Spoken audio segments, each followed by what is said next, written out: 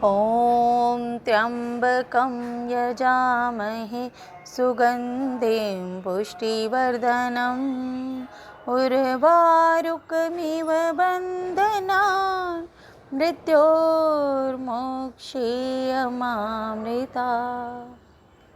हर हर महादेव। श्रावण मास महात्म्य 19वां अध्याय एकादशी व्रत। भगवान श्री सदाशिव ने कहा, हे सनत कुमार, सावन महीने के दोनों पक्षों की एकादशी तिथि के दिन जो क्रिया करनी होती है, अब मैं उसके संबंध में बताऊंगा, उसे आप ध्यानपूर्वक सुनो। हे महामुनि, इस व्रत के संबंध में मैंने आज तक किसी को नहीं बताया। यह व्रत गुप्त, योग्य, उत्तम, महान पुण्य तथा पाप ताप को समूल नष्ट करने वाला है। मनुष्यों को उनके मनवांछित फल की प्राप्ति होती है। श्रावण मास में किए गए पापों का नाश करने वाला तथा सब व्रतों में उत्तम यह पवित्र एकादशी का व्रत है। हे वत्स, इसके संबंध में मैं तुम्हें सब कुछ बताऊंगा, तुम सब ध्यानपूर्वक सुनो। दशमी के दिन प्रातःकाल स्नान करके पवित्र होकर गुरुदेव की आज्ञा से वेद वेत्ता, पुराण ज्ञाता, जितेंद्रिय द्विजों का पूजन करना चाहिए। देवेश भगवान श्री विष्णु की 16 उपचारों से पूजा करके उनसे प्रार्थना करनी चाहिए। हे पुंडरीकाक्ष, में आने वाली एकादशी को निराहार रहूँगा और उससे अगले दिन भोजन करूँगा। हे अच्युत, आप मेरी रक्षा कीजिए। हे विप्र, उस दिन गुरुदेव तथा अग्नि के समीप नियम से भूमि पर सोना चाहिए। काम और क्रोध त्याग कर एकादशी के दिन प्रातःकाल भगवान केशव में चित्त लगाकर अथवा अन्य कार्य करते हुए श्रीधर श्रीधर का जाप करते रहना चाहिए। हे विप्र, 3 दिन तक न तो किसी पाखंडी को देखें और न ही उससे बातचीत करें। हे वत्स, केवल इतना करने से ही यह व्रत मोक्षदाता हो जाता है। मध्याह्न के समय पंचगव्य लेकर क्रोध को त्याग कर नदी आदि के सुंदर जल में स्नान करना चाहिए। भगवान सूर्य को नमस्कार करके श्रीधर की शरण में जाकर वर्ण आचार आदि सब काम करके अपने घर को वापस लौटना चाहिए।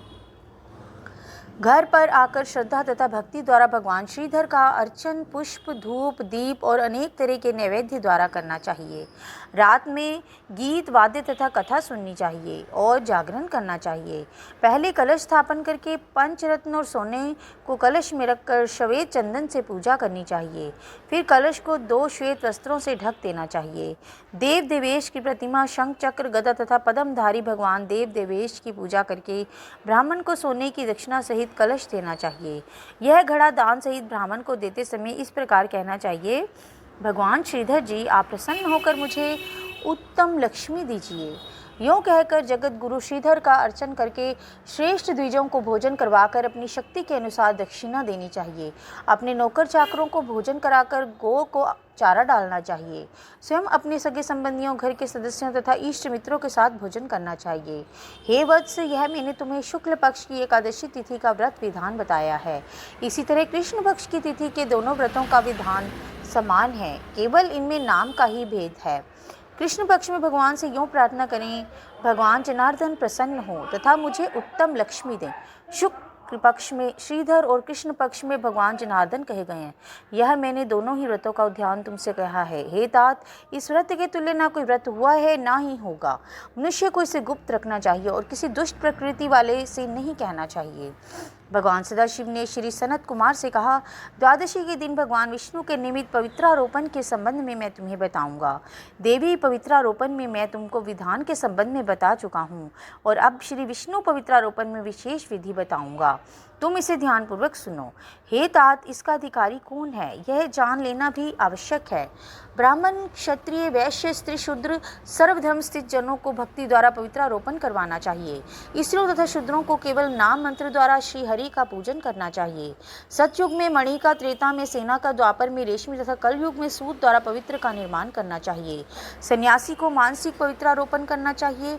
पवित्रों को बांस के पात्र में रखें तथा कपड़े से ढककर भगवान श्रीधर के सम्मुख रहकर कहें, हे प्रभु, अपनी क्रिया लोपार्थ पवित्रा को ढका है। हे देव, आप सब तरह से मेरी गति हैं।